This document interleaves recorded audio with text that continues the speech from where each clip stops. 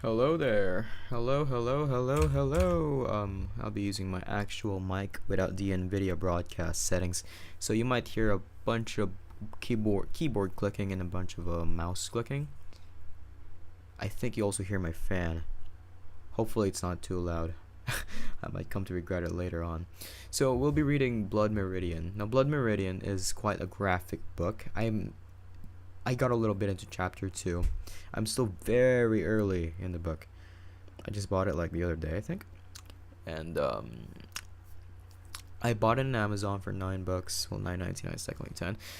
I also have a pirated copy for that's very illegal, but look, I bought the book, but a pirated copy so you guys can read with me with an audiobook. Now I don't use audiobooks. I like to read by myself. However, to make this work, I will also be playing the audiobook. So you guys can come read with me or something. I don't really know. Now this will be more inefficient because I don't like using audiobooks, but no, I personally like them if you're feeling lazy. You can just let it play in the background. Like, hey, that was a really cool scene, and I want to read that. Boom, instantly like intrigued. So we'll be starting with chapter 2 because I already read chapter 1 and a little bit of chapter 2 last night. But for purposes, let's start off with chapter 2. Now, I'm going to give a little bit of viewer discretion. This is a very graphic book, okay? Slurs are said. So N-word hard R. You can already see it. It's over there. So very graphic book. Let me put in the cover. Yes, Blood Meridian, or the Evening Redness in the West, written by Cormac McCarthy.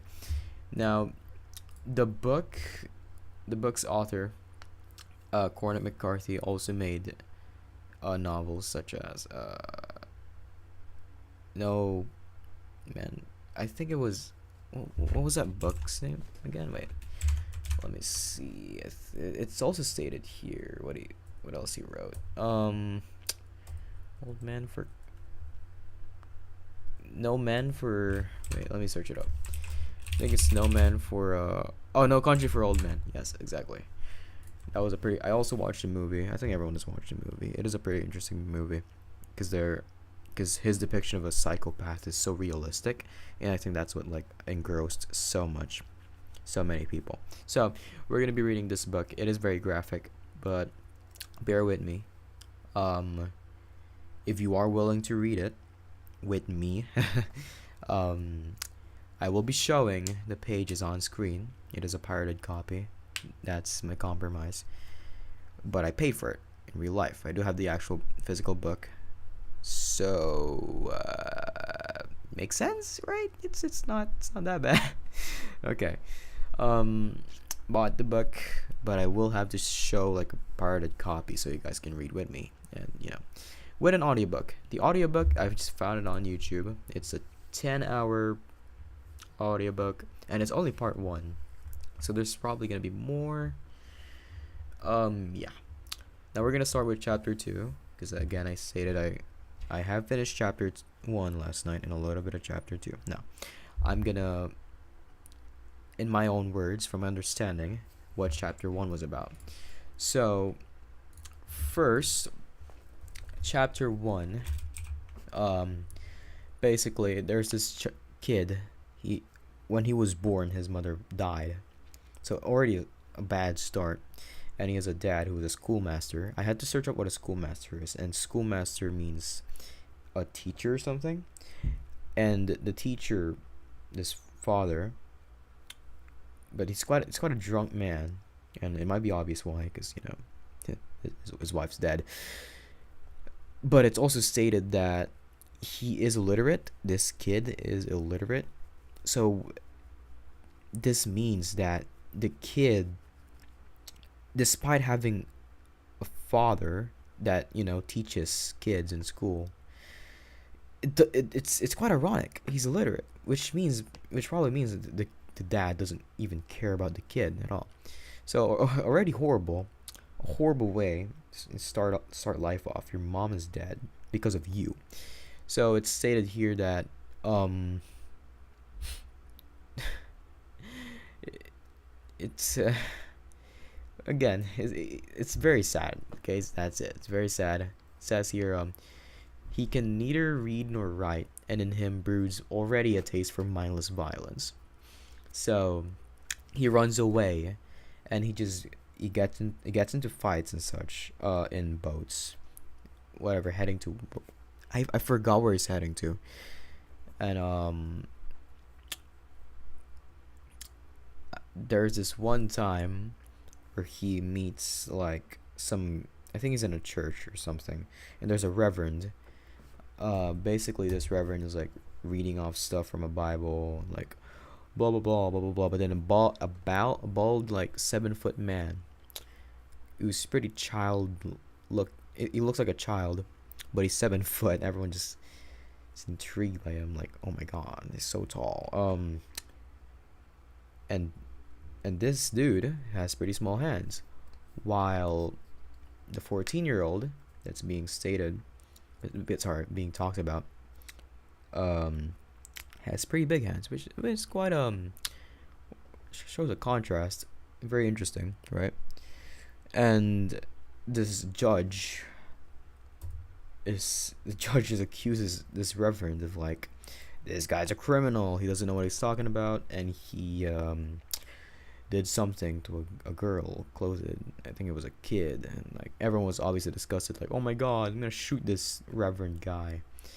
And oh, I got the wrong page, but and there was a shootout. Everyone was like bleeding out. So the kid went to the saloon. I think a bar. I'm not sure.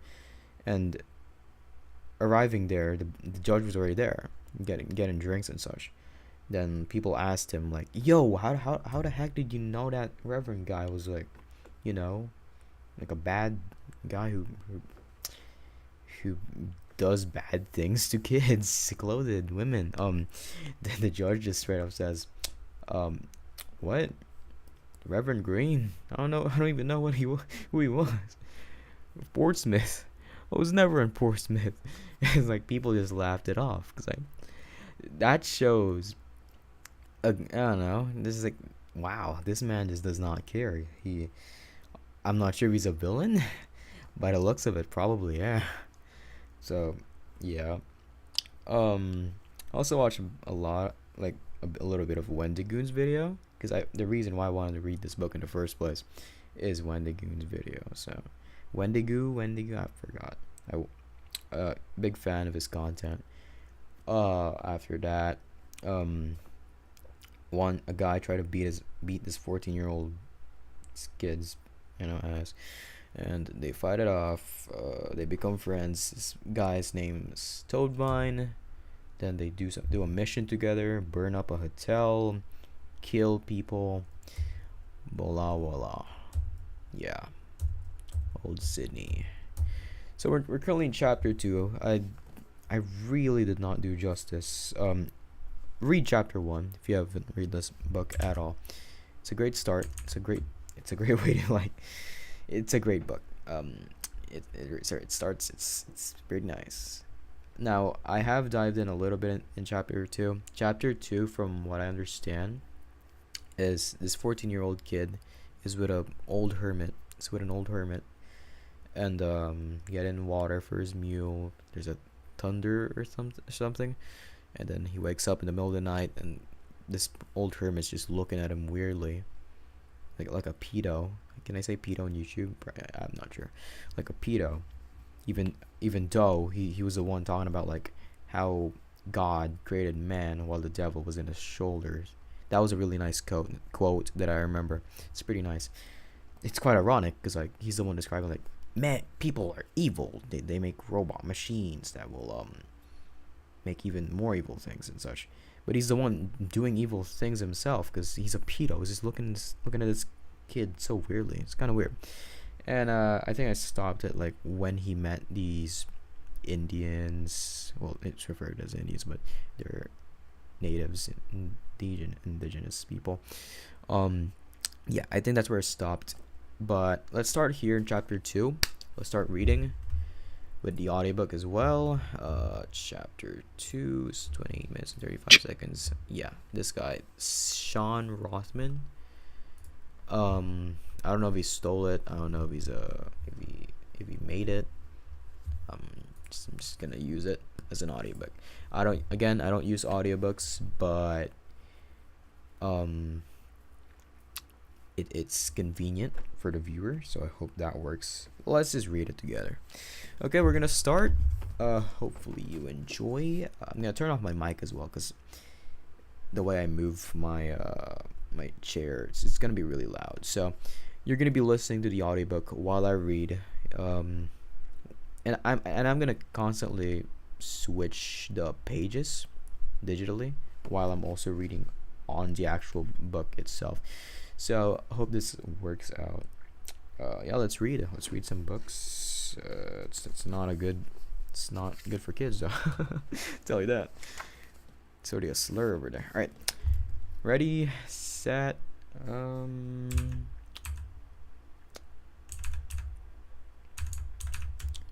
start. Chapter 2. Across the prairie, a hermit, a nigger's heart, a stormy night. Westward again, cattle drovers, their kindness.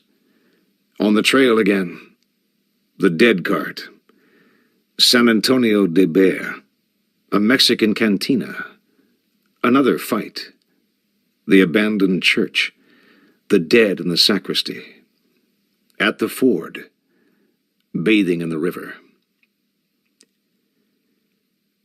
Now come days of begging, days of theft, days of riding where there rode no soul save he.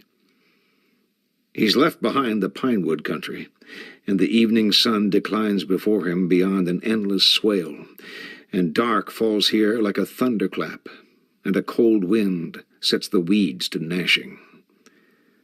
The night sky lies so sprent with stars that there is scarcely space of black at all, and they fall all night in bitter arcs. And it is so that their numbers are no less. He keeps from off the King's Road for fear of citizenry.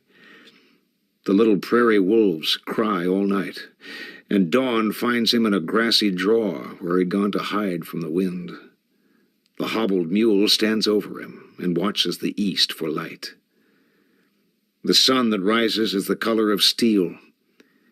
His mounted shadow falls for miles before him. He wears on his head a hat he's made from leaves, and they have dried and cracked in the sun, and he looks like a raggedy man wandered from some garden where he'd used to frighten birds.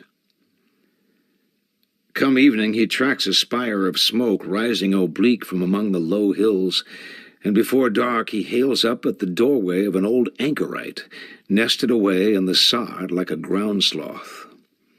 Solitary, half-mad, his eyes red-rimmed as if locked in their cages with hot wires. But a ponderable body for that. He watched wordless while the kid eased down stiffly from the mule.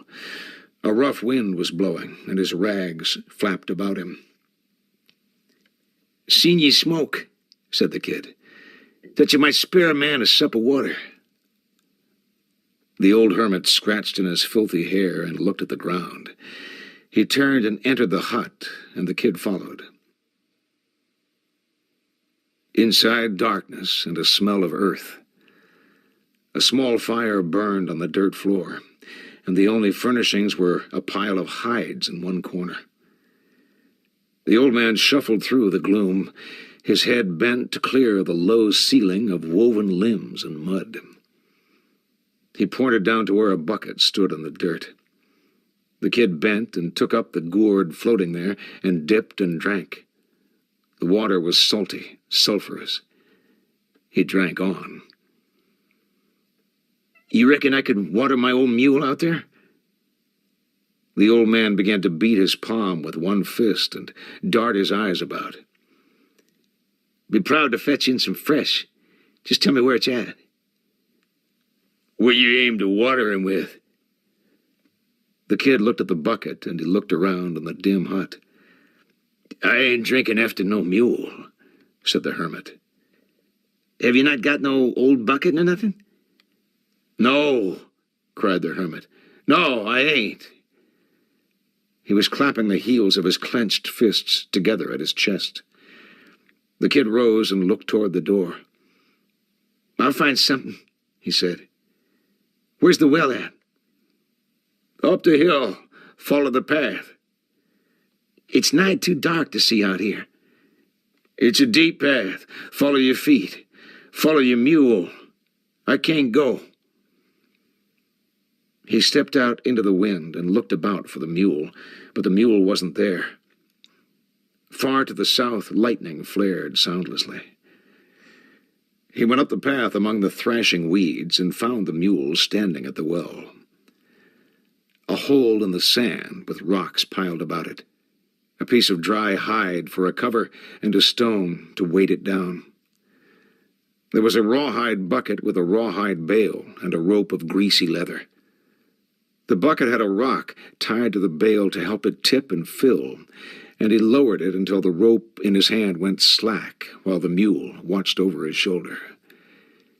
He drew up 3 bucketfuls and held them so the mule wouldn't spill them, and then he put the cover back over the well and led the mule back down the path to the hut. "I thank ye for the water," he called. The hermit appeared darkly in the door. "Just stay with me," he said. "That's all right." "Best stay. It's fixing to storm." "You reckon?" "I reckon, and I reckon right." "Well, bring ye bed. Bring ye possibles." He uncinched and threw down the saddle and hobbled the mule foreleg to rear and took his bedroll in. There was no light save the fire, and the old man was squatting by it tailor-wise. Anywheres, he said. "Where's your saddle at?" The kid gestured with his chin. "Don't leave it out yonder. Some'll eat it. This is a hungry country." He went out and ran into the mule in the dark. It had been standing looking in at the fire. "Get away, fool," he said. He took up the saddle and went back in. "Now pull that door to, 'fore we blow away," said the old man. The door was a mass of planks on leather hinges. He dragged it across the dirt and fastened it by its leather latch. "I take it you lost your way," said the hermit. "No, I went right to it." He waved quickly with his hand, the old man. No, he said. "I mean ye was lost to come here. Was there a sandstorm? Did you drift off the road in the night? Did thieves beset you?" The kid pondered this. "Yes," he said. "We got off the road some ways or another." "Knowed you did." "How long have you been out here?" "Out where?" The kid was sitting on his blanket roll across the fire from the old man. "Here," he said, "in this place." The old man didn't answer. He turned his head suddenly aside and seized his nose between his thumb and forefinger and blew twin strings of snot onto the floor and wiped his fingers on the seam of his jeans. "I come from Mississippi. I was a slaver. Don't care to tell it. Made good money. I never did get caught. Just got sick of it. Sick of niggers. Wait till I show you something." He turned and rummaged among the hides and handed through the flames a small dark thing. The kid turned it in his hand. Some man's heart, dried and blackened. He passed it back, and the old man cradled it in his palm as if he'd weigh it. "There's 4 things that can destroy the earth," he said. "Women, whiskey, money, and niggers." They sat in silence. The wind moaned in the section of stovepipe that was run through the roof above them to quit the place of smoke. After a while, the old man put the heart away. "That thing cost me $200, he said. "You give $200 for it?" "I did, for that was the price they put on the black son of a bitch it hung inside of." He stirred about in the corner and came up with an old dark brass kettle, lifted the cover, and poked inside with one finger. The remains of one of the lank prairie hares interred in cold grease and furred with a light blue mold. He clamped the lid back on the kettle and set it in the flames. "Ain't much, but we'll go shares," he said. "I thank ye." "Lost your way in the dark," said the old man. He stirred the fire, standing slender tusks of bone up out of the ashes. The kid didn't answer. The old man swung his head back and forth. "The way of the transgressor is hard. God made this world, but he didn't make it to suit everybody, did he? I don't believe he much had me in mind." "Aye," said the old man. "But where does a man come by his notions? What world's he seen that he liked better? I can think of better places and better ways. Can ye make it be? No. No. It's a mystery. A man's at odds to know his mind, 'cause his mind is aught he has to know it with. He can know his heart, but he don't want to. Rightly so. Best not to look in there. It ain't the heart of a creature that is bound in the way that God has set for it. You can find meanness in the least of creatures. But when God made man, the devil was at his elbow. A creature that can do anything. Make a machine. And a machine to make the machine. And evil that can run itself 1,000 years. No need to tend it. You believe that? I don't know. Believe that." When the old man's mess was warmed, he doled it out, and they ate in silence. Thunder was moving north, and before long it was booming overhead, and starting bits of rust in a thin trickle down the stovepipe. They hunkered over their plates and wiped the grease up with their fingers and drank from the gourd. The kid went out and scoured his cup and plate in the sand, and came back banging the tins together as if to fend away some dry gulch phantom out there in the dark. Distant thunderheads reared quivering against the electric sky and were sucked away in the blackness again. The old man sat with one ear cocked to the howling waste without. The kid shut the door. "Don't have no bacca with ye, do you?" "No, I ain't," said the kid. "Didn't allow you did." "You reckon it'll rain?" "It's got every opportunity. Likely it won't." The kid watched the fire. Already he was nodding. Finally he raised up and shook his head. The hermit watched him over the dying flames. "Just go on, fix your bed," he said. He did, spreading his blankets on the packed mud and pulling off his stinking boots. The flue pipe moaned, and he heard the mule stamp and snuffle outside, and in his sleep he struggled and muttered like a dreaming dog. He woke sometime in the night with the hut in almost total darkness, and the hermit bent over him and all but in his bed. "What do you want?" he said.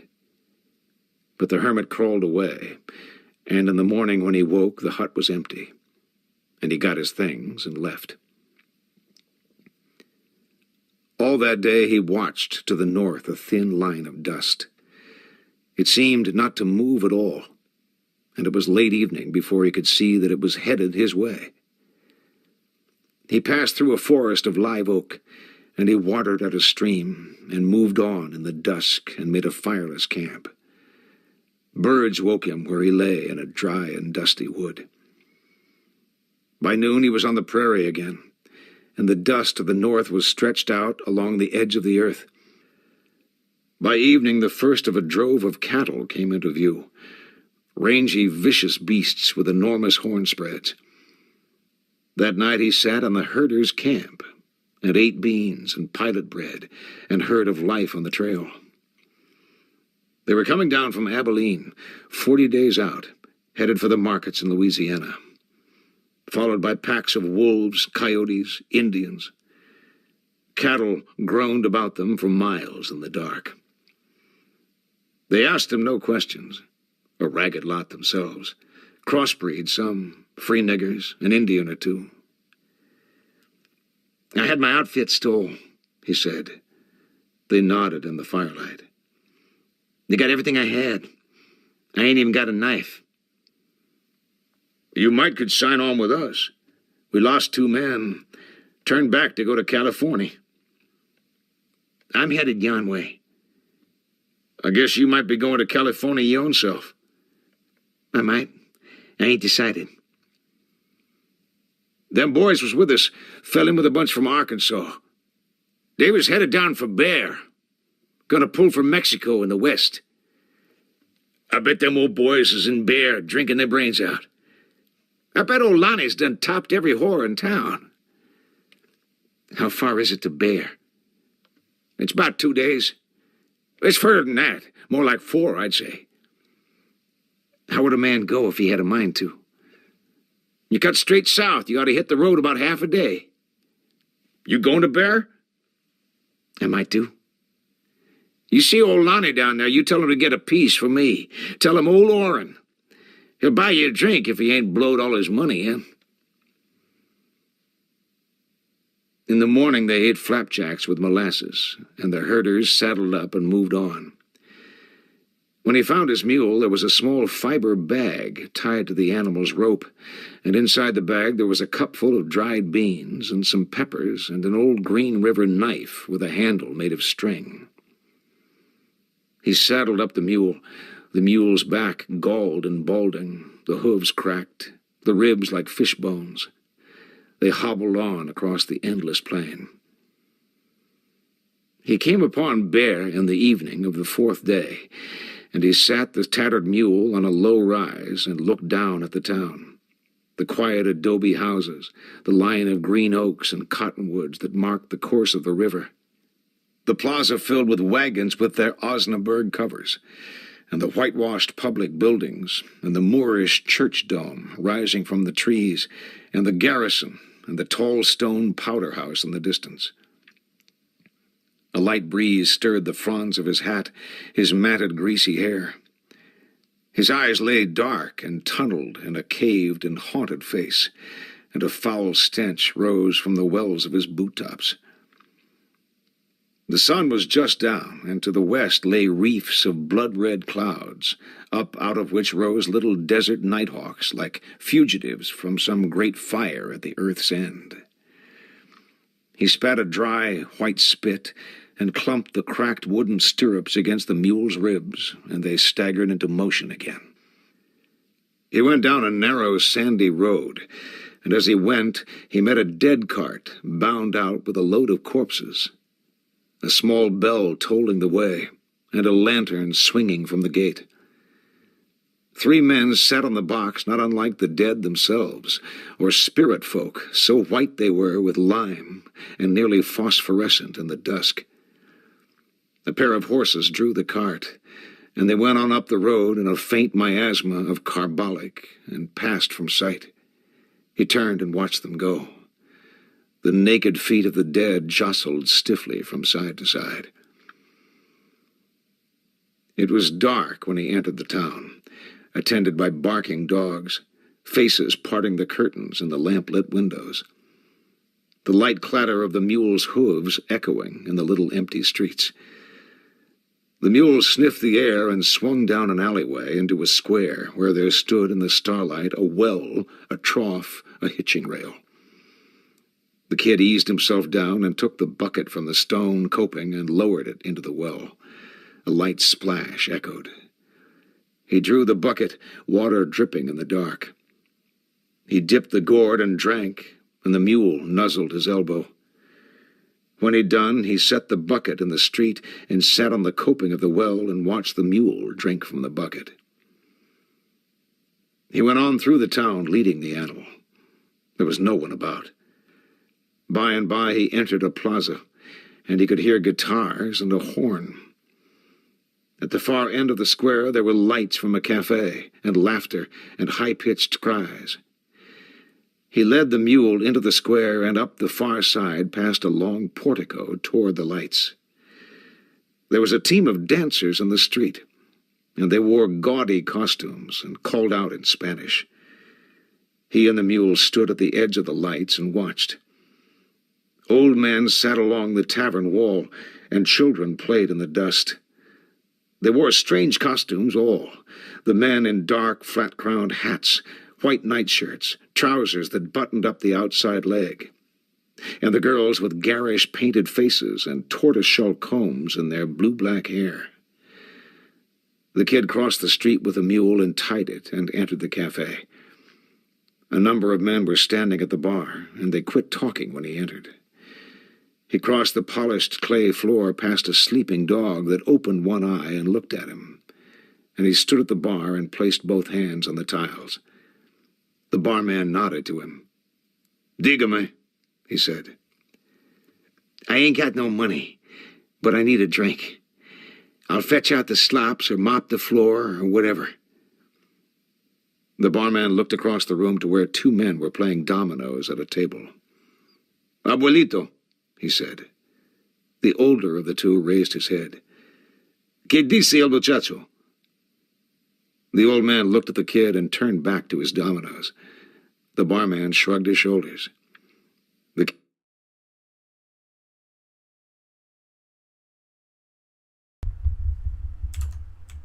Alright. So from what I understand, okay. Sorry if my switching of the pages are kind of weird right now.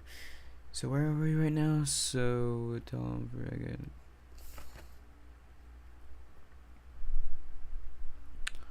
I got no money. Okay, so we're there. I'm guessing. Alright. So right now he's in a bar, Spanish bar, I think, because I don't know, because there are some vocabs I absolutely have no idea. Yeah, I definitely should highlight that and search about it. Search what it means.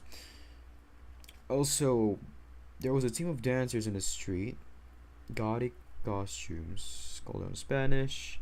So I'm guessing there's some Spanish culture. Oh, this one. Strange costumes. Oh, the man in dark flat crown hats. So I don't know what the heck a flat crown hat is. Let me search that up.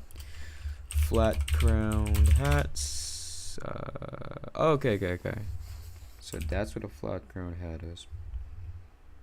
You guys can't see it. I'm not showing you my Firefox. Oh, you guys do that. And tortoise shell comes in their blue black hair. Okay. So he entered the bar or whatever, and they just look at him. Which it brings some interesting. Are they gonna beat up the kid or shoot him?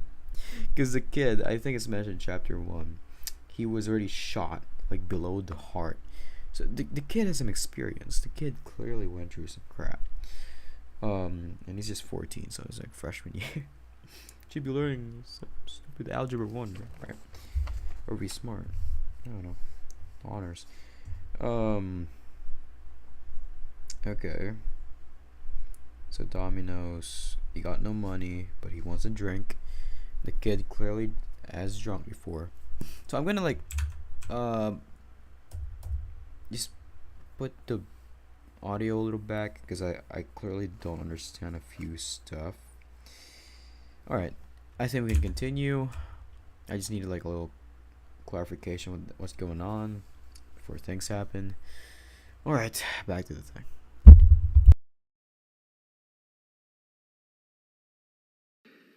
¿Qué dice el muchacho? The old man looked at the kid and turned back to his dominoes. The barman shrugged his shoulders. The kid turned to the old man. "You speak American?" he said. The old man looked up from his play. He regarded the kid without expression. "Tell him I'll work for a drink. I ain't got no money." The old man thrust his chin and made a clucking noise with his tongue. The kid looked at the barman. The old man made a fist with the thumb pointing up and the little finger down, and tilted his head back and tipped a phantom drink down his throat. "Quiere echarse una copa," he said, "pero no puede pagar." The men at the bar watched. The barman looked at the kid. "Quiere trabajo," said the old man. "Quien sabe?" He turned back to his pieces and made his play without further consultation. "Quieres trabajar?" said one of the men at the bar. They began to laugh. "What are you laughing at?" said the boy. They stopped. Some looked at him, some pursed their mouths or shrugged. The boy turned to the bartender. "You got something I could do for a couple of drinks. I know damn good and well." One of the men at the bar said something in Spanish. The boy glared at them. They winked one to the other. They took up their glasses. He turned to the barman again. His eyes were dark and narrow. "Sweep the floor," he said. The barman blinked. The kid stepped back and made sweeping motions, a pantomime that bent the drinkers in silent mirth. "Sweep," he said, pointing at the floor. "No está sucio," said the barman. He swept again. "Sweep, goddammit," he said. The barman shrugged. He went to the end of the bar and got a broom and brought it back. The boy took it and went on to the back of the room. A great hall of a place. He swept in the corners where potted trees stood silent in the dark. He swept around the spittoons, and he swept around the players at the table, and he swept around the dog. He swept along the front of the bar, and when he reached the place where the drinkers stood, he straightened up and leaned on the broom and looked at them. They conferred silently among themselves, and at last one took his glass from the bar and stepped away. The others followed. The kid swept past them to the door. The dancers had gone, the music. Across the street sat a man on a bench dimly lit in the doorlight from the cafe. The mule stood where he'd tied it. He tapped the broom on the steps and came back in and took the broom to the corner where the barman had gotten it. Then he came to the bar and stood. The barman ignored him. The kid rapped with his knuckles. The barman turned and put one hand on his hip and pursed his lips. "How about that drink now?" said the kid. The barman stood. The kid made the drinking motions that the old man had made, and the barman flapped his towel idly at him. "Ándale," he said. He made a shooing motion with the back of his hand. The kid's face clouded. "You son of a bitch," he said. He started down the bar. The barman's expression didn't change. He brought up from under the bar an old-fashioned military... Alright, tensions are high. Sorry to disturb the epic thing, I guess. But, okay, so... Clearly the kid was sweeping... Okay, these are, like, Spanish. Should I say Mexican? Well, it is, like... It is California, so it is, like, the West. So, I guess I could say Mexicans. I'll just say Spanish for some reasons, but... So basically, I guess he just really wanted the drink, and they did not understand what the hell he was saying. They were even laughing at him. So they're just doing their own thing, and the kid just got a broom and started doing sweeping motions, and actually started sweeping, and he got like all the customers, dancers out, and finally after cleaning everything up, went to the barman, and the barman just shooed him away. This clearly pissed off the kid, and well, I don't know what happens. We'll see. We'll see what happens after. This will be very, very cool. It does say brought up from under the bar an old-fashioned military pistol. Flintlock. Alright, this is gonna get interesting. Alright, let's continue. Pistol with a flintlock and shoved back the cock with the heel of his hand. A great wooden clicking in the silence, a clicking of glasses all down the bar. Then the scuffling of chairs pushed back by the players at the wall. The kid froze. "Old man," he said. The old man didn't answer. There was no sound in the cafe. The kid turned to find him with his eyes. "Está borracho," said the old man. The boy watched the barman's eyes. The barman waved the pistol toward the door. The old man spoke to the room in Spanish. Then he spoke to the barman. Then he put on his hat and went out. The barman's face drained. When he came around the end of the bar, he had laid down the pistol, and he was carrying a bung starter in one hand.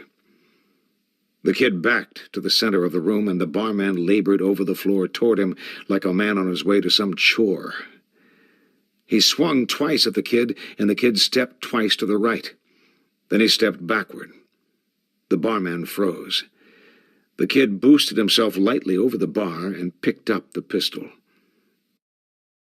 Okay, what? Okay, I don't understand. So,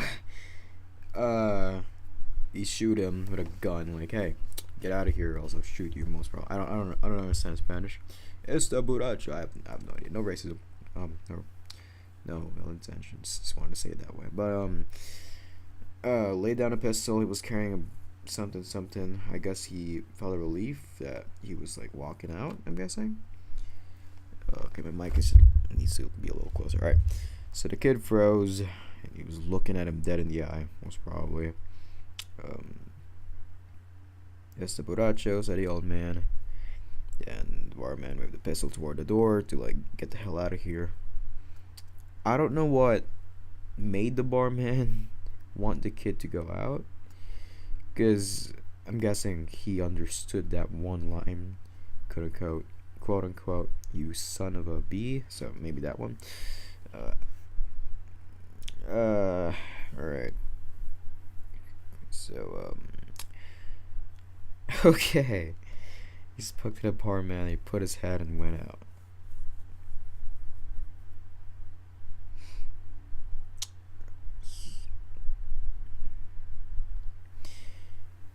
Barman's face drained, came around the end of the bar, laid down the pistol, and was carrying the kid back to the center of the room.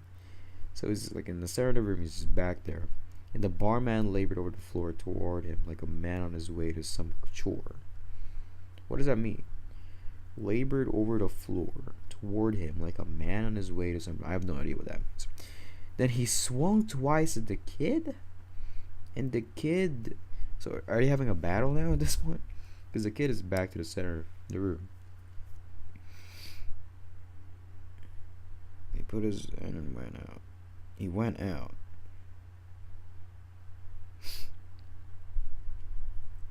What? Back to the center of the room.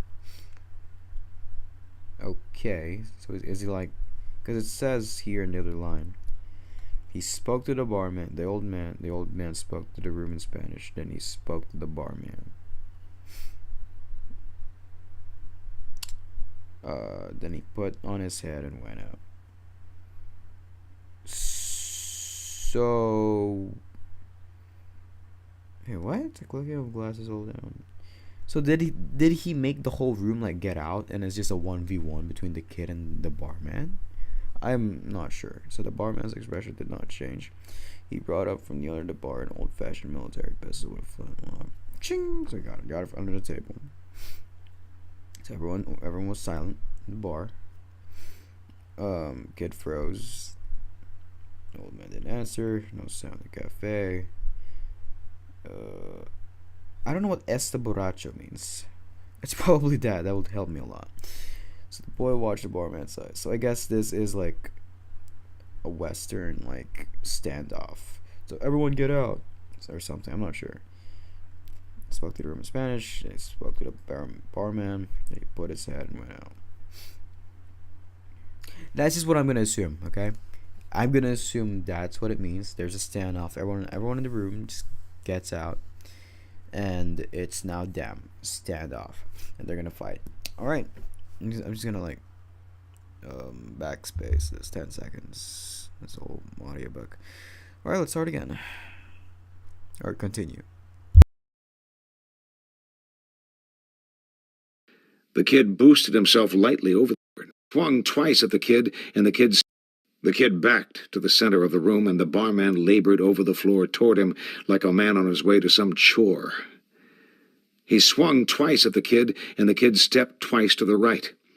Then he stepped backward. The barman froze. The kid boosted himself lightly over the bar and picked up the pistol. No one moved. He raked the frizzen open against the bar top and dumped the prime. Okay, I really don't understand. So, I'm guessing there are people in the room? Wait. Oh, God. I'm trying to understand. I'm trying to visualize this. So, we're in a bar. Barman clearly knows the kid's pissed off. Gets a flintlock. Kid does not care. He knows what's about to go down.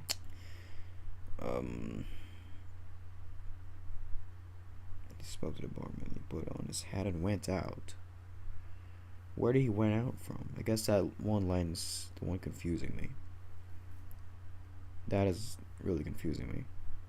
Barman's face drained, came around the end of the bar, and he had laid down a pistol, and he was carrying. When he came around the end of the bar, he had laid down the pistol, and he was carrying a bong starter in one. I don't know what the bong starter is. Let me search up what a bong starter is. Bong starter. A wooden mallet used for loosening the bung of a cask. Visualize that. Okay. I don't know what that is. The kid back to the center of the room, and the barman labored over the floor toward him like a man on his way to some chore. Okay, there are probably still people in the bar. I don't know, like. Bonus went out. The old man spoke to the barman. Then he put on his head and went out. I really don't understand. Then he put on his hat and went out.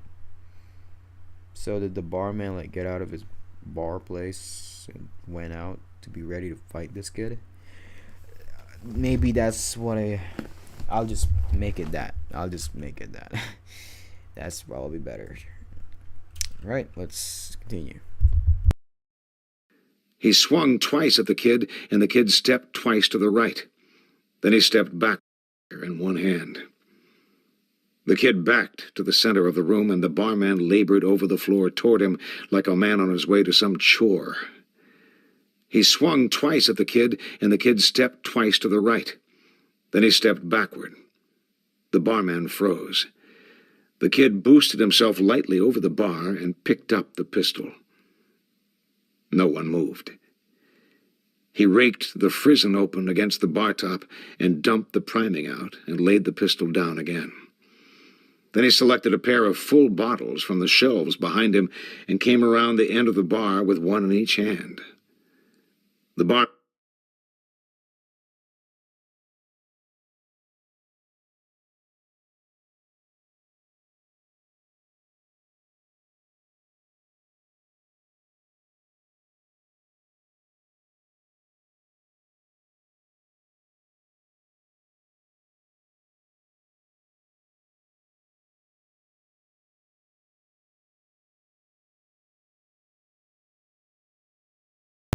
Sorry, forgot to mute.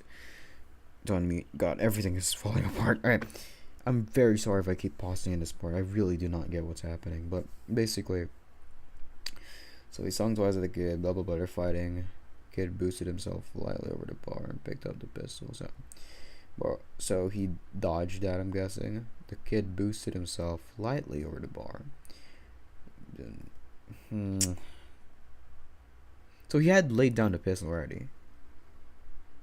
Smart bar guy. He laid out a pistol, and instead just he swung at the kid. And the kid just took his pistol. That's amazing.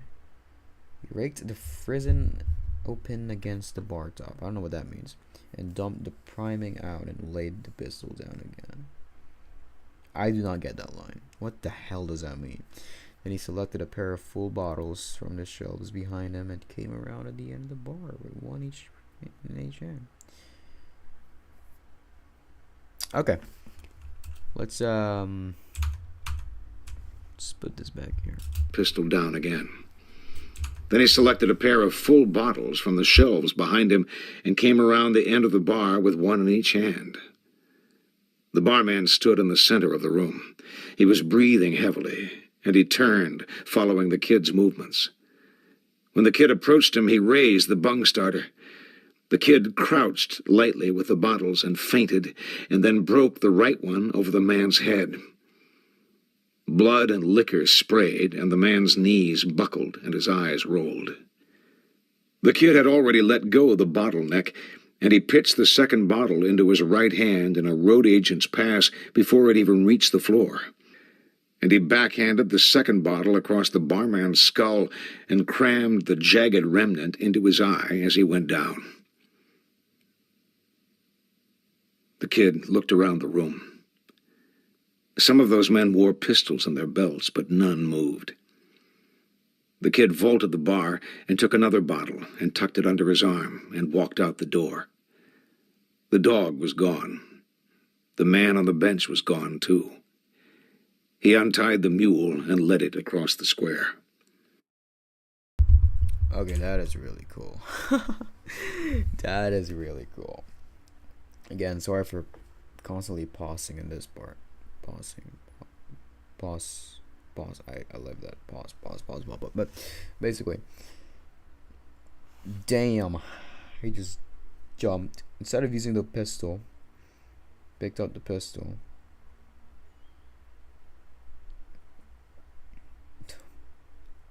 He just laid the pistol down again. Instead, he just used the bottle.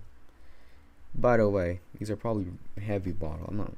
How the hell does this kid carry these bottles? But use the bottles, 2 of them, to smash it on this barman's skull and neck and kill him.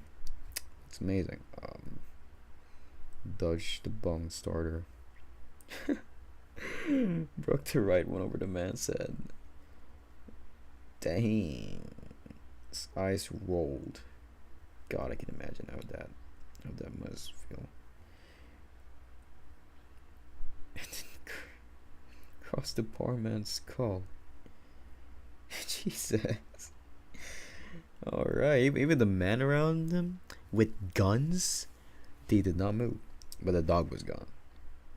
And yeah. Then he got to his mule. This kid is a badass. Tell me that. Badass. Alright. Interesting. Let's continue. He woke in the nave of a ruinous church, blinking up at the vaulted ceiling and the tall, swagged walls with their faded frescoes. The floor of the church was deep in dried guano and the droppings of cattle and sheep.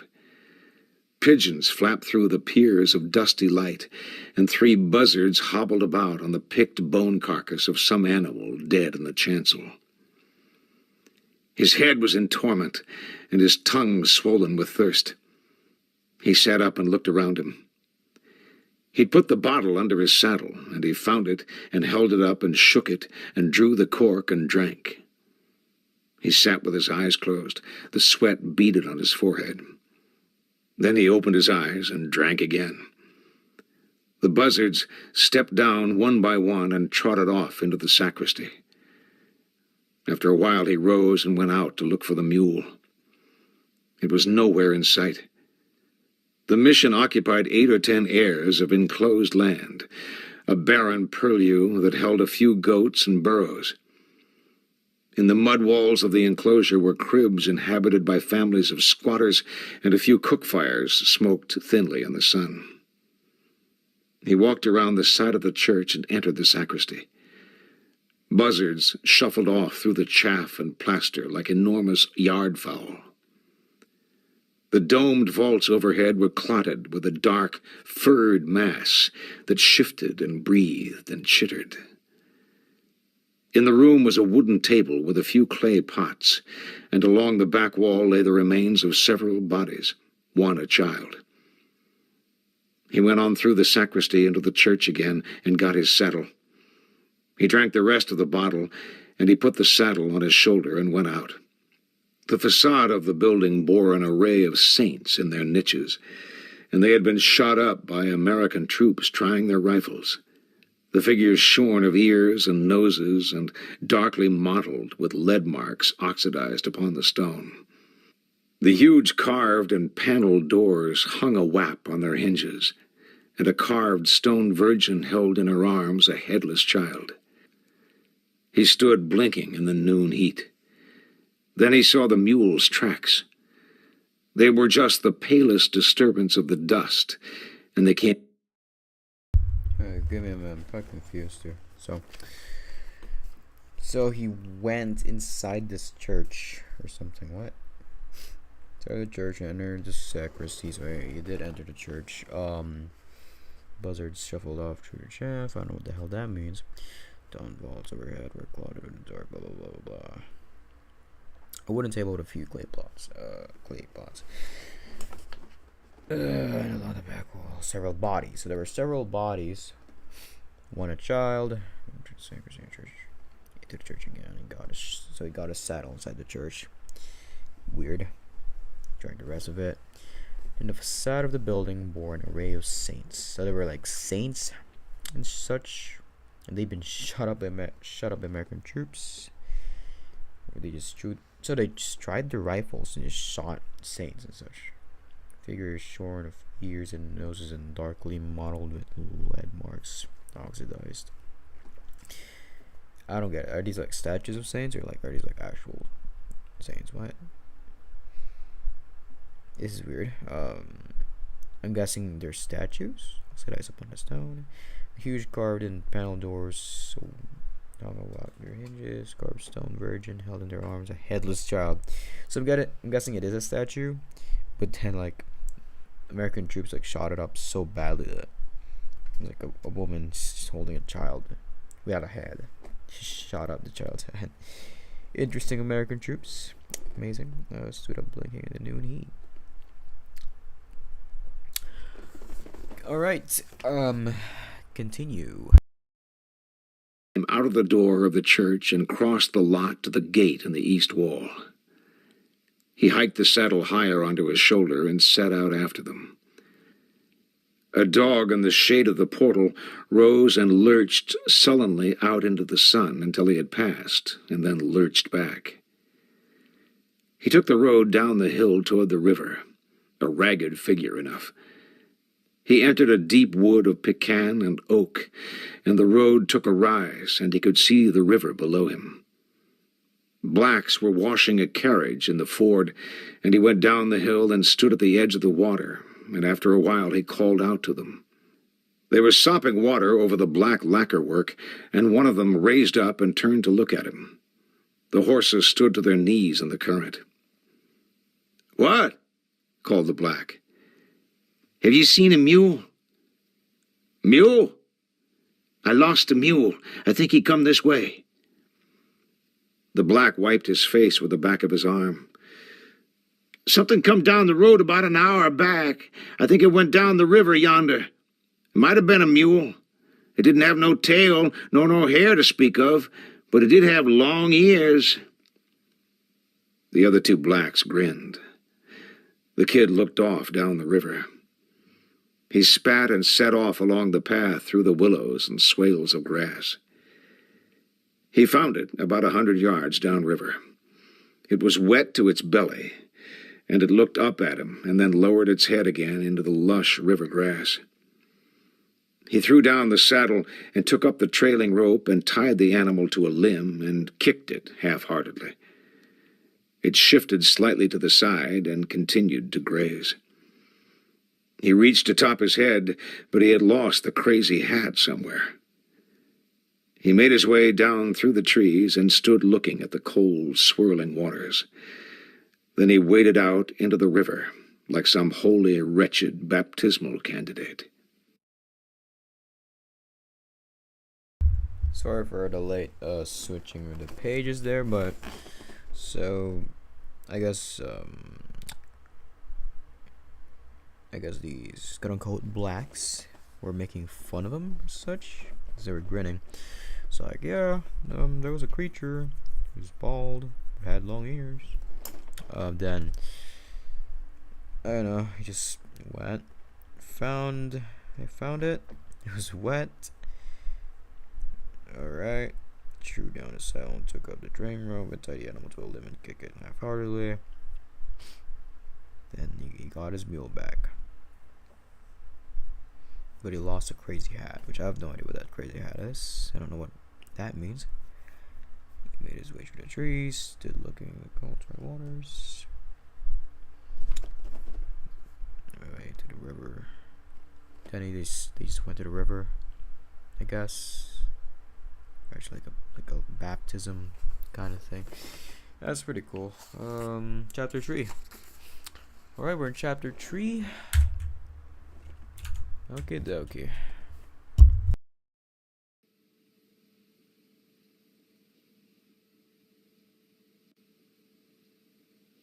Chapter 3.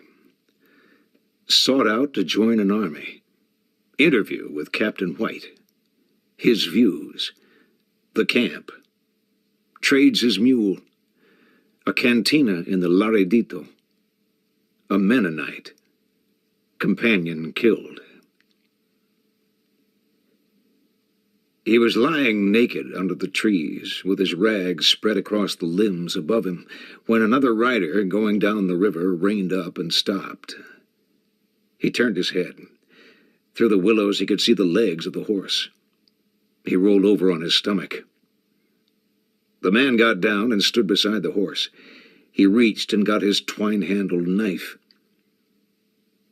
"Howdy there," said the rider. He didn't answer. He moved to the side to see better through the branches. "Howdy there. Where you at?" "What do you want?" "Wanted to talk to you." "What about?" "Well, fire, come on out. I'm white and Christian." The kid was reaching up through the willows trying to get his breeches. The belt was hanging down, and he tugged at it, but the breeches were hung on a limb. "Goddamn," said the man. "You ain't up in the tree, are you?" "Why don't you go on and leave me the hell alone?" "Just wanted to talk to you. Didn't intend to get you all riled up." "You done got me riled." "Was you the fella knocked in that Mexer's head yesterday evening? I ain't the law." "Who wants to know?" "Captain White. He wants to sign that feller up to join the army." "The army?" "Yes, sir." "What army?" "Company under Captain White. We're going to whip up on the Mexicans." "The war's over." "He says it ain't over." "Where are you at?" He rose and hauled the breeches down from where he'd hung them and pulled them on. He pulled on his boots and put the knife in the right boot leg and came out from the willows pulling on his shirt. The man was sitting in the grass with his legs crossed. He was dressed in buckskin, and he wore a plug hat of dusty black silk, and he had a small Mexican cigar in the corner of his teeth. When he saw what clawed its way out through the willows, he shook his head. "Kindly fell on hard times, ain't you, son?" he said. "I just ain't fell on no good ones." "You ready to go to Mexico?" "I ain't lost nothing down there." "It's a chance for ye to raise yourself in the world. You best make a move some way or another before you go plumb in under." "What do they give ye?" "Every man gets a horse and his ammunition. I reckon we might find some clothes in your case." "I ain't got no rifle." "We'll find you one." "What about wages?" Hell, fire, son, you won't need no wages. You get to keep everything you can raise. We go into Mexico. Spoils of war. Ain't a man in the company won't come out a big landowner. How much land you own now? I don't know nothing about soldiering. The man eyed him. He took the unlit cigar from his teeth and turned his head and spat and put it back again. Where you from? He said. Tennessee. Tennessee? Well, I don't misdoubt but what you can shoot a rifle. The kid squatted in the grass. He looked at the man's horse. The horse was fitted out in tooled leather with worked silver trim. It had a white blaze on its face and 4 white stockings, and it was cropping up great teethfuls of the rich grass. Where you from? Said the kid. I've been in Texas since '38. If I'd not run up on Captain White, I don't know where I'd be this day. I was a sorrier sight even than what you are, and he come along and raised me up like Lazarus, set my feet in the path of righteousness. I done took to drinking and whoring till hell wouldn't have me. He seen something in me worth saving, and I see it in you. What do you say? I don't know. Just come with me and meet the captain. The boy pulled at the haulms of grass. He looked at the horse again. Well, he said, don't reckon it'd hurt nothing. They rode through the town with the recruiter splendid on the stocking-footed horse and the kid behind him on the mule like something he'd captured. They rode through narrow lanes where the wattled huts steamed in the heat.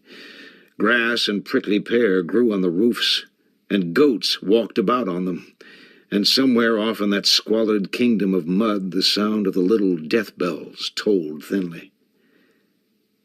They turned up Commerce Street through the main plaza among rafts of wagons, and they crossed another plaza where boys were selling grapes and figs from little trundle carts. A few bony dogs slank off before them. They rode through the military plaza, and they passed the little street where the boy and the mule had drunk the night before, and there were clusters of women and girls at the well, and many shapes of wicker-covered clay jars standing about. They passed a little house where women inside were wailing, and the little hearse cart stood at the door with the horses patient and motionless in the heat and the flies. The captain kept quarters in a hotel on a plaza where there were trees and a small green gazebo with benches. An iron gate at the hotel front opened into a passageway with a courtyard at the rear. The walls were whitewashed and set with little ornate colored tiles. The captain's man wore carved boots with tall heels that rang smartly on the tiles and on the stairs ascending from the courtyard to the rooms above. In the courtyard there were green plants growing, and they were freshly watered and steaming. The captain's man strode down the long balcony and rapped sharply at the door at the end. A voice said for them to come in. He sat at a wickerwork desk writing letters, the captain. They stood attending, the captain's man with his black hat in his hands. The captain rode on, nor did he look up. Outside, the kid could hear a woman speaking in Spanish. Other than that, there was just the scratching of the captain's pen. When he had done, he laid down the pen and looked up. He looked at his man, and then he looked at the kid, and then he bent his head to read what he'd written. He nodded to himself and dusted the letter with sand from a little onyx box and folded it. Taking a match from a box of them on the desk, he lit it and held it to a stick of sealing wax until a small red medallion had pooled onto the paper. He shook out the match, blew briefly at the paper, and knuckled the seal with his ring. Then he stood the letter between 2 books on his desk and leaned back in his chair and looked at the kid again. He nodded gravely. "Take seats," he said.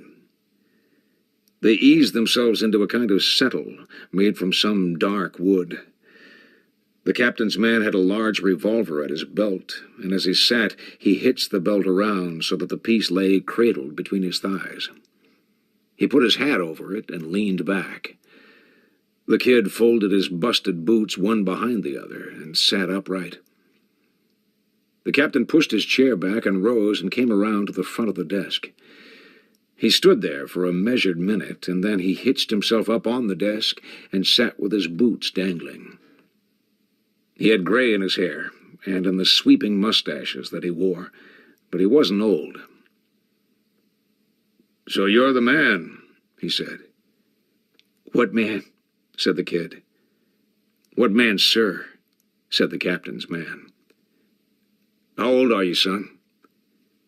19. The captain nodded his head. He was looking the kid over. "What happened to you?" "What?" "Say, sir," said the recruiter. "Sir?" "I said, what happened to you?" The kid looked at the man sitting next to him. He looked down at himself, and he looked at the captain again.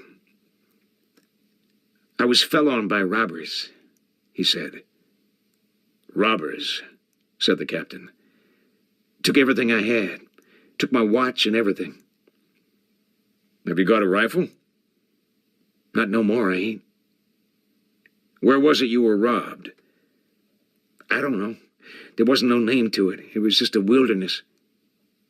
"Where were you coming from?" "I was coming from Nacogdoches?" "Yeah.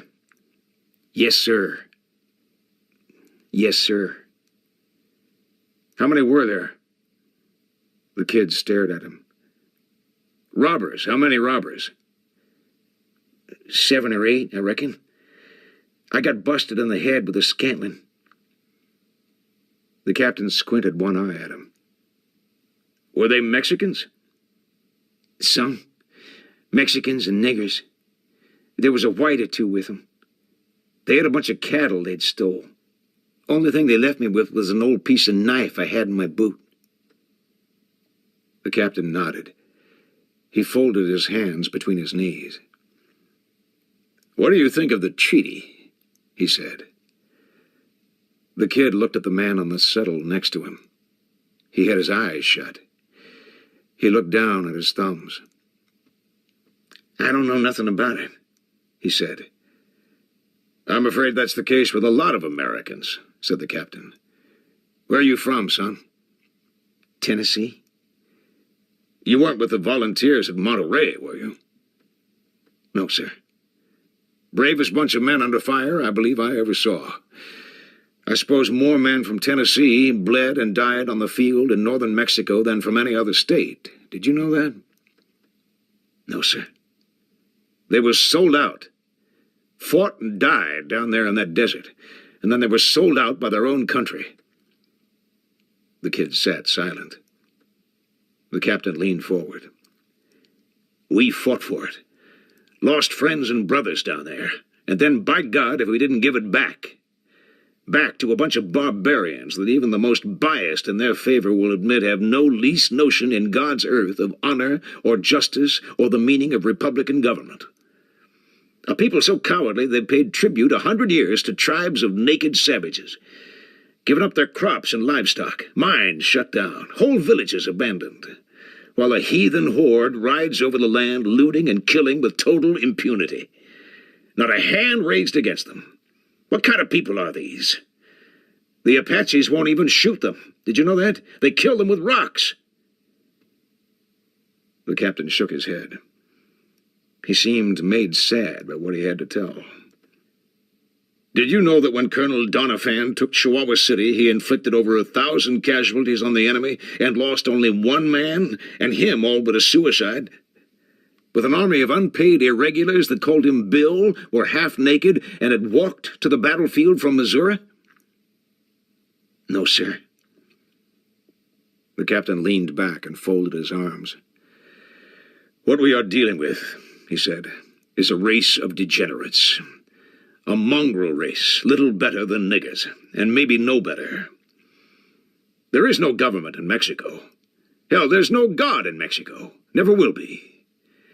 We are dealing with a people manifestly incapable of governing themselves. And you know what happens with people who cannot govern themselves? That's right. Others come in to govern for them. There are already some 14,000 French colonists in the state of Sonora. They're being given free land to settle. They're being given tools and livestock. Enlightened Mexicans encourage this. Paredes is already calling for secession from the Mexican government. They'd rather be ruled by toad-eaters than thieves and imbeciles. Colonel Carrasco is asking for American intervention, and he's going to get it. Right now, they're forming in Washington a commission to come out here and draw up the boundary lines between our country and Mexico. I don't think there's any question that ultimately Sonora will become a United States territory. Guayama's a U.S. port. Americans will be able to get to California without having to pass through our benighted sister republic, and our citizens will be protected at last from the notorious packs of cutthroats presently infesting the routes which they are obliged to travel. The captain was watching the kid. The kid looked uneasy. "Son," said the captain, "we are to be the instruments of liberation in a dark and troubled land. That's right. We are to spearhead the drive. We have the tacit support of Governor Burnett of California." He leaned forward and placed his hands on his knees. "And we will be the ones who will divide the spoils. There will be a section of land for every man in my company. Fine grassland, some of the finest in the world. A land rich in minerals, in gold and silver, I would say, beyond the wildest speculation. You're young, but I don't misread you. I'm seldom mistaken in a man. I think you mean to make your mark in this world. Am I wrong?" "No, sir." "No. And I don't think you're the sort of chap to abandon a land that Americans fought and died for to a foreign power. And mark my word, unless Americans act, people like you and me who take their country seriously, while those mollycoddles in Washington sit on their hindsides, unless we act, Mexico, and I mean the whole of the country, will one day fly a European flag, Monroe Doctrine or no." The captain's voice had become soft and intense. He tilted his head to one side and regarded the kid with a sort of benevolence. The kid rubbed the palms of his hands on the knees of his filthy jeans. He glanced at the man beside him, but he seemed to be asleep. Okay, that's a bit weird. So, Monroe Doctrine? Wait. So this, the kid was hired by a Commander General. I have no idea. Is it a commander? Captain. Whatever, captain. So this captain, even though like years after the Mexican-American War, where, United States wanted to buy land, Mexico said no, break off, and of course Manifest Destiny, like, we're not asking you to. We're not asking you. We're forcing you to. And then, Mexican-American War. And, obviously, the United States won. So, power of Manifest Destiny. Mexico lost a lot of land, but I'm guessing, even though years after the war and the treaty, this captain's pissed off that, hey, many of our men died just for the stupid land. What I have no idea. I have a rough idea what the hell's going on, but he starts on a rampage or whatever, talks about how the Mexican government is letting like Europeans control their land, control their government. Toad eaters, which is a reference to the French. Dang. So I guess America at the time had a distrust. They despised European powers, and especially on the American continent. So I guess that fueled his beliefs to, hey, let's take more of Mexico for America. I guess that's what the captain thinks. And what the kid clearly doesn't know what the hell's going on. He just knows that, hey, Mexican American War, just ended. So, and what this guy's blabbering about, I'll just have to agree with it. He's clearly like on higher power, and this is an illiterate kid, so he doesn't know what the hell's going on, right? He's a pawn being used by this captain, and he's even trying to convince the kid like, hey, you want to make your mark in this world, don't you? And hey, you might even get a spoil of the land that we take over. You might get a little piece of it. So that's pretty cool. Yeah, this captain's wild, dude. He's a racist. He thinks that, hey, these are very weird people. Yeah. Yeah, weird. I don't know if he says that we're more powerful. Obviously, that's never a good thing. Also, Monroe Doctrine. I don't know why it's said here, Monroe Doctrine. If I remember, Monroe Doctrine was implemented, or even like was a thing in the Cold War. Let me search about it. Monroe Doctrine, because that confused me so much. Monroe Doctrine. Oh no, that was 1823. What? I just knew that now. Okay. How about the Cold War? I swear I heard something about the Cold War. Was it not? I guess not. Damn.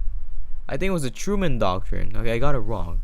So Truman Doctrine was the Cold War, but the Monroe Doctrine was in 1823, which was, I guess, a policy that the Western Hemisphere, the American continent, was for the United States. Like, no European affairs. I guess that also like influenced things such as isolationism, which was a thing during the 1920s and the 1930s, because they did not like Europe. And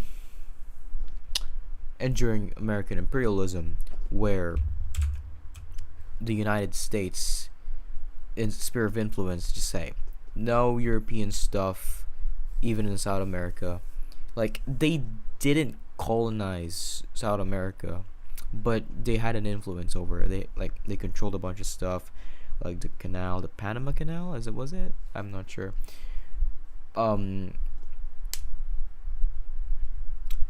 Yeah, American influence.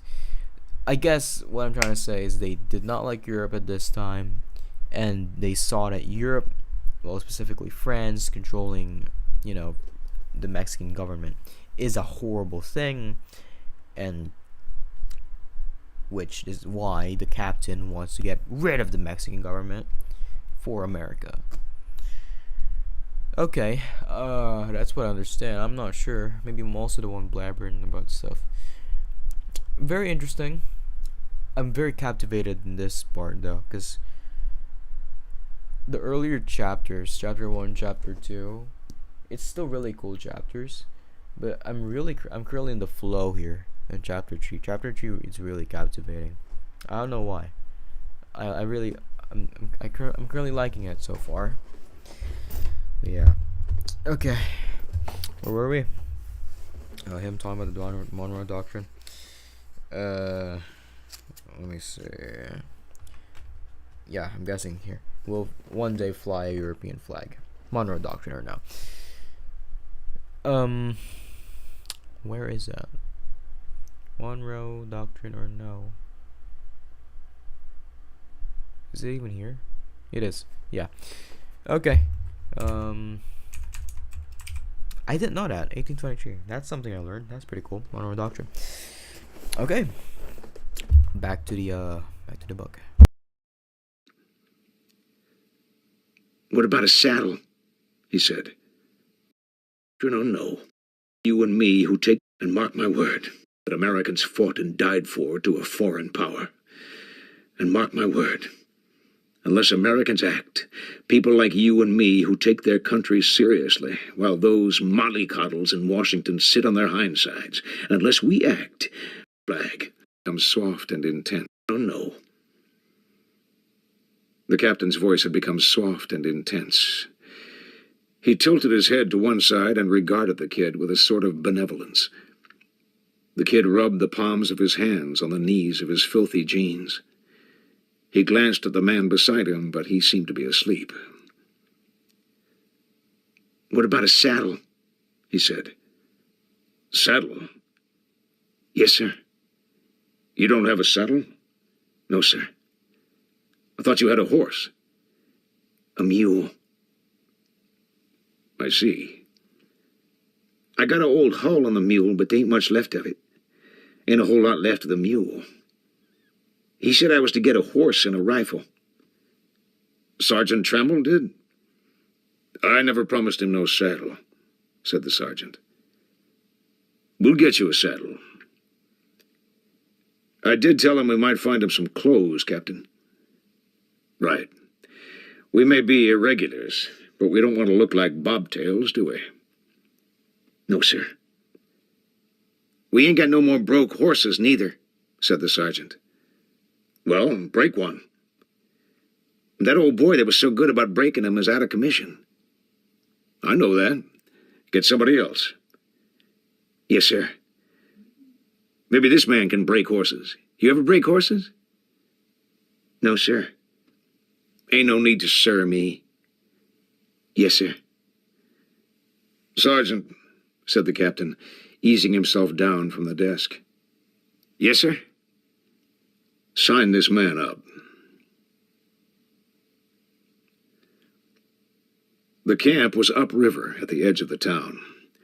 A tent patched up from old wagon canvas, a few wickiups made of brush, and beyond them a corral in the form of a figure-8, likewise made from brush, where a few small painted ponies stood sulking in the sun. "Corporal," called the sergeant. "He ain't here." He dismounted and strode toward the tent and threw back the fly. The kid sat on the mule. 3 men were lying in the shade of a tree, and they studied him. "Hattie," said one. "Hattie." "You new man?" "I reckon." "Captain say when we're leaving this pest hole?" "He never said." The sergeant came from the tent. "Where's he at?" he said. "Gone to town." "Gone to town," said the sergeant. "Come here." The man rose from the ground and ambled over to the tent and stood with his hands resting in the small of his back. "This here man ain't got no outfit," said the sergeant. The man nodded. "The captain gave him a shirt and some money to get his boots mended. We need to get him something he can ride, and we need to get him a saddle." "A saddle?" "Ought to be able to sell that mule for enough to get him one of some kind." The man looked at the mule and turned back and squinted at the sergeant. He leaned and spat.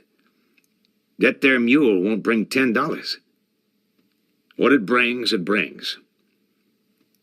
"They done killed another beef." "I don't want to hear about it." "I can't do nothing with 'em." "I ain't telling the captain.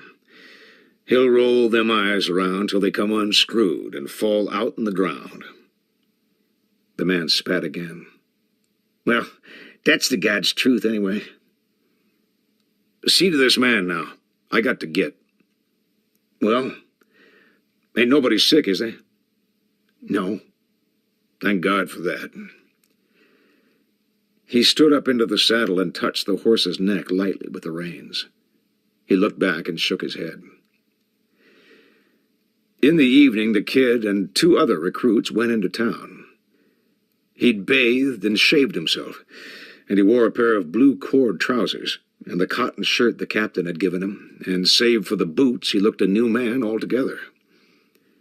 His friends rode small and colorful horses that 40 days ago had been wild animals on the plain, and they shied and skittered and snapped like turtles.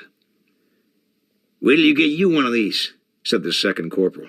"You ain't never had no fun." "These horses is all right," said the other. "There's one or two in there yet that might make ye a horse." The kid looked down at them from his mule. They rode either side like escorts, and the mule trotted with its head up, its eyes shifting nervously. "They'll all stick ye head in the ground," said the second corporal. They rode through a plaza thronged with wagons and stock, with immigrants and Texans and Mexicans, and with slaves and Lipan Indians, and deputations of Karankawas, tall and austere, their faces dyed blue, and their hands locked about the shafts of their 6-foot spears, all but naked savages who, with their painted skins and their whispered taste for human flesh, seemed outrageous presences, even in that fabled company. The recruits rode with their animals close-reined, and they turned up past the courthouse and along the high walls of the castle with the broken glass embedded in the topmost course. In the main plaza a band had assembled and were at tuning their instruments. The riders turned down Salina Street past small gaming houses and coffee stands, and there were in this street a number of Mexican harness makers and traders and keepers of game chickens and cobblers and bootmakers in little stalls or shops of mud. The second corporal was from Texas and spoke a little Spanish, and he meant to trade the mule. The other boy was from Missouri. They were in good spirits, scrubbed and combed, clean shirts all, each foreseeing a night of drink, perhaps of love. How many youths have come home cold and dead from just such nights and just such plans?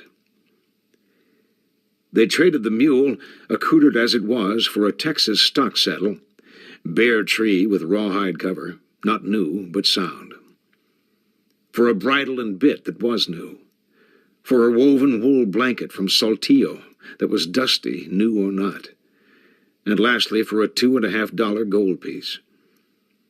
The Texan looked at this small coin in the kid's palm and demanded more money, but the harness maker shook his head and held up his hands in utter finality. "What about my boots?" said the kid. "Y sus botas," said the Texan. "Botas? Si."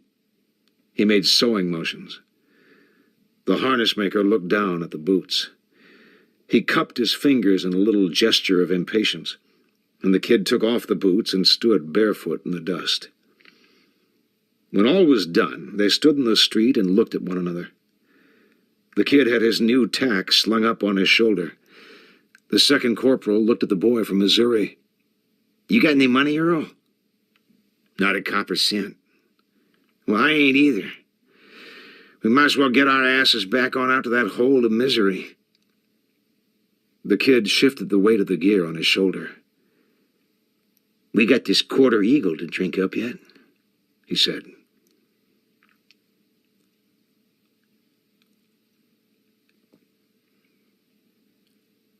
Already it is twilight down in the Laredito. Bats fly forth from their roostings in courthouse and tower and circle the quarter. The air is full of the smell of burning charcoal. Children and dogs squat by the mud stoops, and gamecocks flap and settle in the branches of the fruit trees. They go afoot, these comrades, down along a bare adobe wall. Band music carries dimly from the square. They pass a water cart in the street, and they pass a hole in the wall where by the light of a small forge fire an old man beats out shapes of metal. They pass in a doorway a young girl whose beauty becomes the flowers about. They arrive at last before a wooden door. It's hinged into a larger door or gate, and all must step over the foot-high sill where 1,000 boots have scuffed away the wood, where fools in their hundreds have tripped or fallen or tottered drunkenly into the street. They pass along a ramada in a courtyard by an old grape arbor, where small fowl nod in the dusk among the gnarled and barren vines, and they enter a cantina where the lamps are lit, and they cross stooping under a low beam to a bar and belly up 1, 2, 3. There is an old, disordered Mennonite in this place, and he turns to study them. A thin man in a leather waistcoat.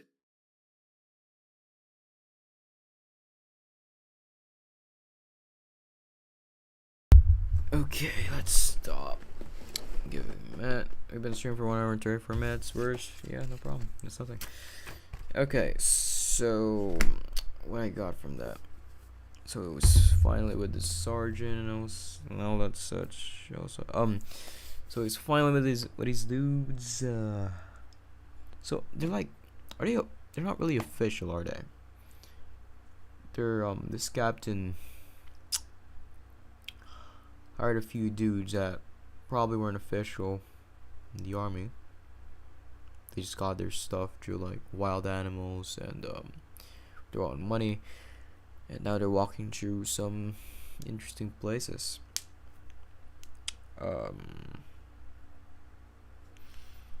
Sell the mule for saddle to fix probably fix the kids' boots.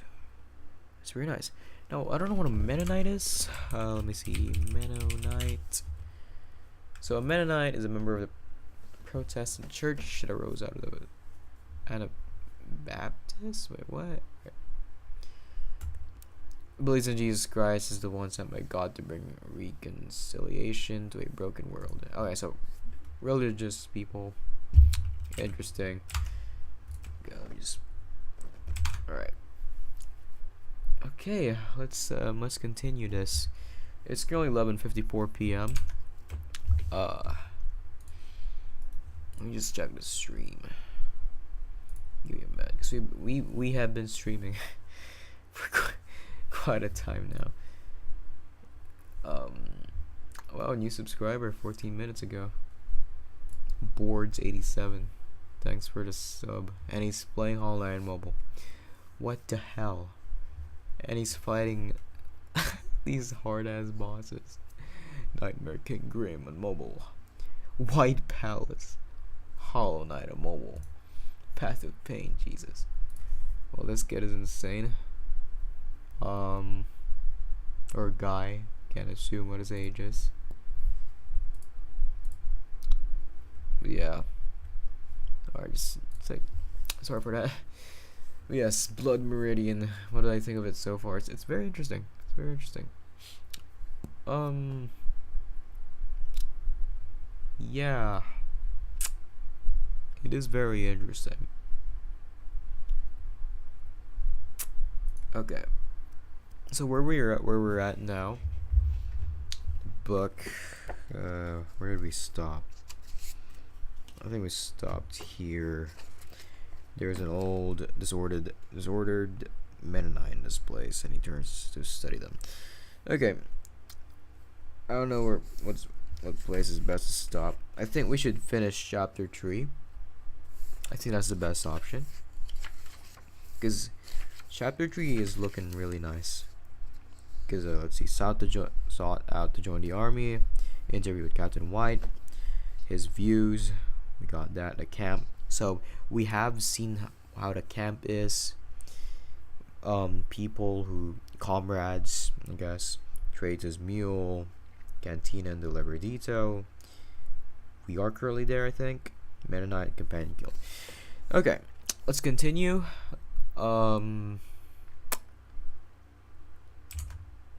Yeah. Let's continue. 2, 3. There is an old, disordered Mennonite in this place, and he turns to study them. A thin man in a leather waistcoat, a black and straight-brim hat set square on his head, a thin rim of whiskers. The recruits order glasses of whiskey and drink them down, and order more. There are Monte games at tables by the wall, and there are whores at another table who look the recruits over. The recruits stand sideways along the bar with their thumbs in their belts and watch the room. They talk among themselves of the expedition in loud voices, and the old Mennonite shakes a rueful head and sips his drink and mutters. "They'll stop you at the river," he says. The second corporal looks past his comrades. Are you talking to me? At the river, be told. They'll jail you to a man. Who will? The United States Army, General Worth. The hell they will. Pray that they will. He looks at his comrades. He leans toward the Mennonite. What does that mean, old man? Do ye cross that river with yon filibuster armed, you'll not cross it back. Don't aim to cross it back. We're going to Sonora. What's it to you, old man? The Mennonite watches the enshadowed dark before them as it is reflected to him in the mirror over the bar. He turns to them. His eyes are wet. He speaks slowly. The wrath of God lies sleeping. It was hid 1,000,000 years before men were, and only men have power to wake it. Hell ain't half full. Hear me. Ye carry war of a madman's making into a foreign land. You'll wake more than the dogs. But they berated the old man and swore at him until he moved off down the bar, muttering. And how else could it be? How these things end, in confusion and curses and blood. They drank on, and the wind blew in the streets, and the stars that had been overhead lay low in the west. And these young men fell afoul of others, and words were said that could not be put right again. And in the dawn the kid and the second corporal knelt over the boy from Missouri who had been named Earl, and they spoke his name, but he never spoke back. He lay on his side in the dust of the courtyard. The men were gone. The whores were gone. Okay, what the? Excuse me. Heck, the heck just happened? They berated the old man, swore at him, moved off down the bar, muttering, and I was going to be. I was just thinking. So this quote is pretty nice. How these things end in confusion and curses and blood. That's a nice quote of war. They drank on, and the wind blew in the streets, and stars that had been overhead lay down in the west, and these young men fell afoul of others, and words were said that could not be put right again. And in the dawn, the kid and the second corporal knelt over the boy from Missouri, who had been named Earl. They spoke his name, but he never spoke back. What happened there? Damn. He lay on his side in the dust of the courtyard. The men were gone. The horse were gone. An old man swept the clay floor within the cantina. The boy lay with his skull broken and a pool of blood. None knew by whom. A third one came to be with them in the courtyard. It was the Mennonite. A warm wind was blowing. In the east held a grey light. The fowls roosting among the grapevines had begun to stir and call. Okay. So a Mennonite was like warning them not to go, but they just said like, "Hey, we're not going back. We're going straight to Sonora." Then I guess there's a shadow dark man. The wrath of God speaks like some interesting quotes here. Says some interesting quotes. Hell ain't half full. Bars, horrible or something. And these young men fell afoul of others. So they got drunk, I'm guessing.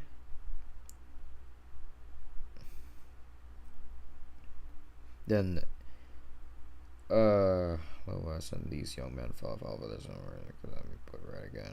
In the dawn, the kid and the second corporal knelt over the boy. So they just checked this kid named Earl. They checked him out like, "Hey, Earl, wake up." I'm guessing. Then he's just dead. So he was killed. Everyone was like, we're just so drunk that they didn't know their comrade Earl was dead. The boy lay with his skull broken in a pool of blood. None knew by whom. A third one came to be with them in the courtyard. It was a Mennonite. So no one knows who killed Earl, but a third one came to be with them in the courtyard. It was a Mennonite. Okay, wait. I'm trying to understand. So, yeah, General Worth, nice history over there. So he was killed while they were drunk. However, it was the Mennonite. A third one came to be with them in the courtyard. It was the Mennonite. So, is it right to be skeptical of the Mennonite? Like, can we suspect the Mennonite to be the one who killed Earl? I'm not really sure. I'm just gonna guess someone else killed Earl, and Mennonite was just the guy warning them. I have no idea. I'm not gonna continue the audiobook here. I'm just gonna read it out since I'm gonna finish the stream and sleep. And we're done with the book for now. And yeah, chapter 4. There is no such joy in tavern as upon the road there too, said the Mennonite. He had been holding his hat in his hands, and now he set it upon his head again, and turned and went out the gate. So Earl is dead. That's interesting. So we're currently in page 44. I'm gonna be reading that tomorrow. Yeah, this should be enough reading. So we finished chapter 2, 3, and 4, and I think we just chapter 2 and 3. Not a lot of chapters, not a lot of pages. We only completed a few pages, because the audiobook is quite slow, but it does help. So we don't have to read it ourselves. We do still read it, but I guess the benefit that I get from reading with an audiobook is the fact that I can think more while the guy reads it for me. However, the problem is I can't go at my own pace, and I can't just keep like pausing the video. That'll be annoying. I tried earlier, but obviously you saw how horrible that was, pacing wise. So yeah, basically in the last 2 pages, the Mennonite was like telling him, hey, don't go, you're gonna get killed. And there's a shadow dark guy in the mirror start saying, wrath of God, blah blah blah. It's berated the old man and swore at him. But this quote is really nice. How these things end, in confusion and curses and blood. I feel that's quite a foreshadowing to maybe how it ends. I haven't read the full. Obviously, I don't even know what the ending is. I don't know what the hell the book is about. I am fresh into this book, but I'm guessing this is some kind of foreshadowing.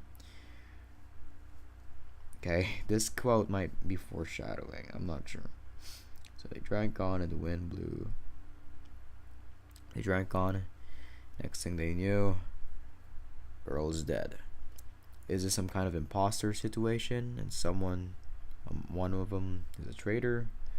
Or maybe like someone's watching them from afar and killed Earl? I'm not sure. It's an interesting thought. That's pretty nice. So we're ending the book there for now. Chapter 4 we're gonna read maybe tomorrow, but I might have to do homework. Yeah. Alright. Yeah, chapter 4 is setting fort with the filibusters on alien ground, shooting at the low. I'm not sure if I'll continue using the audiobook for the next live stream.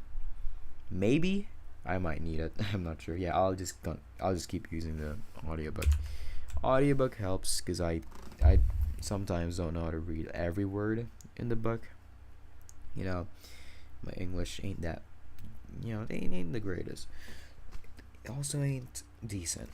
So, Cormac McCarthy, Blood Meridian so far is very good. I like it. Also, the choice of not using quotation marks when a character speaks is very interesting. He does not use quotation marks, so I have to rely and just believing like, hey, is this guy speaking or is this or is other guy speaking? Like, although the audiobook helps because like, there obviously we text the audiobook, we know when the kid is speaking and when someone else is also speaking.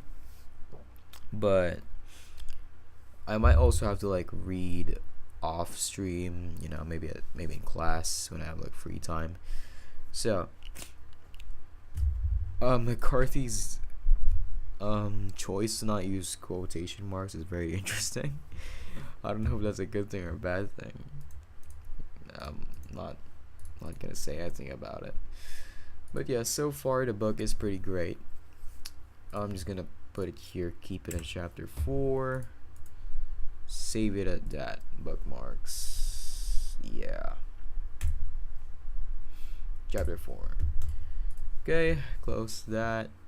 Thanks for tuning in the stream. That was an interesting stream. So this is my first time trying to stream a reading stream. So we're about to be 2 hours into the stream now. It's pretty nice. Yeah, the whole audiobook is 10 hours long. So I'm guessing like overall this is gonna take like 10 hours or more, because additional explaining.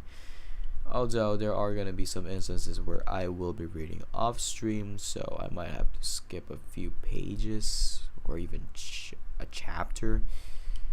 I'm still in page 44, so we're still very early in the book.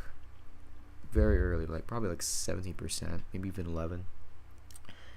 But that's great. Although I do have to finish the book by May 11th because I do have a project. If there was a case that I could not complete the book, well, I'm guessing I might complete the book because it's still May 11th, and the fact that I've completed like an hour of the audiobook already, like if I got enough free time again, like the next weekend or so, or maybe like a weekday, but I got no homework due, like the day after that, then that's great. I might have time to stream and read, because the book clearly is really it's a good book. There's some slurs, racism is clearly there. Even though the book was, I don't know when the book was written. Blood Meridian written. Let me just show you my Firefox. There we go. So the book was written 1985. So that was a long time ago. Oh my god, 1985, Five Nights at Freddy's. But yeah, that's pretty nice. So clearly it wasn't like an F. Scott Fitzgerald type of situation where like The Great Gatsby was written in 1920s, which F. Scott Fitzgerald's views might have also influenced a lot of what was in the book. Instead, I'm guessing McCarthy was using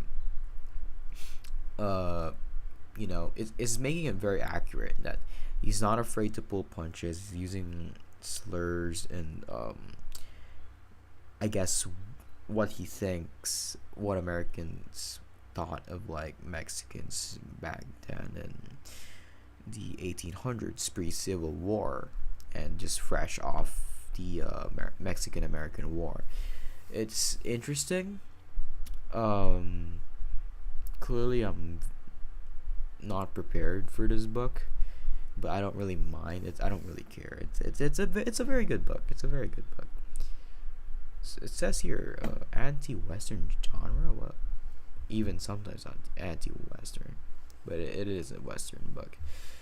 Also reading. I mean, playing Red Dead Redemption has also helped me like visualize more what's going on, because I feel like visualization is very important when reading a book, and when you have difficulty trying to visualize things while reading it, it's gonna be very difficult. That's why I'm kind of have difficulty when reading fantasy books like Harry Potter back in 5th grade.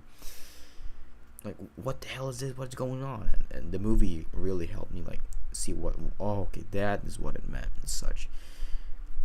In the case of Blood Meridian, thanks to my you know, playthrough of Red Dead, I kind of imagine some salons. I don't know how to pronounce it. Salons, bars, and that clearly helps. Also, when reading The Great Gatsby, I can also imagine like apartments and such as the Valley of Ashes with GTA 4 gameplay, because they're in New York. When they visit New York and apartments and such, I can use like what I imagine to be like Liberty City in GTA 4, and how depressing the Valley of Ashes is with the gray tone in Liberty City. It's just video games also help me visualize a lot about the world building and in these books, and it's great. That's why I feel playing video games. It helps. But yeah, the book so far is nice. We're still very early in, so the fact that I'm saying all these things, you maybe take it with a grain of salt. Right? Don't take it completely. Yeah, chapter 4 tomorrow. Either tomorrow or like I don't know, sometime this week. This is my first time trying to stream a reading streams, like especially that we're reading off a pirated copy. But I do have the real book. Just to again legally disclose, I do have the real book. I paid for it with my money.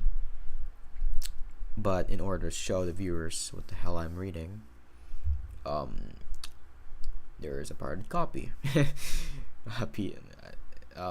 While an audiobook is playing in the background, which I just searched from YouTube, which is a really well done audiobook, by the way. Sean Rothman, impressive, amazing. Pretty nice. I don't know if he made it. I don't know if he just stole it off somewhere. Pretty cool. Anyways, that's what I think of the book so far. And I hope you've enjoyed the stream. It's gonna be 2 hours now. So yeah, that's the it was also very messy mid reading. Sorry about that. Sometimes I took too long or to like switch the pages, or I kept pausing. How do you pronounce pause? Pausing to like pausing to like because I clearly did not understand a few words, a few phrases. It took me a little bit more reading, but after reading like the line after that specific phrase, and I finally understood like, oh, okay. So he just got out of the counter and just swung at the kid. I clearly need. I'm clearly very the Lexile level. I feel the book is probably a little more. Yeah, it's the Lexile level of the book. It goes above my actual reading level most probably, but that's my way of playing things. Is like I like to play hard games. I like to go things that are clearly above my level, so I can match up that level. Or maybe not. Maybe I really can't.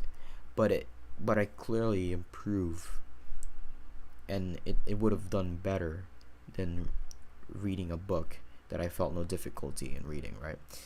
It's like reading The Great Gatsby. The Great Gatsby is like the English is very weird.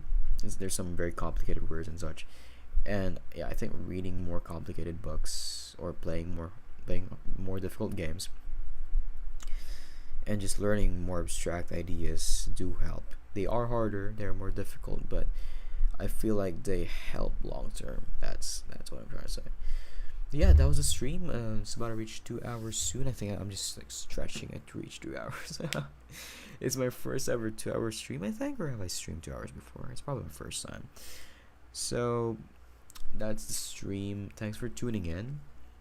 It's 12:16 in the morning. Should probably sleep soon because we do have to go somewhere tomorrow. And my parents did say like, yeah, we go somewhere, and they're like, after that I can go home and do my stuff. So I probably forgot to do my homework for The Great Gatsby. My symbolism homework, no. But yeah, God, homework is piling up. Second semester is about to end soon. It's May 25th, which is pretty cool. And senior year is getting closer. AP classes and taking pre-cal after summer. I haven't really talked about my personal stuff recently, have I? But yeah.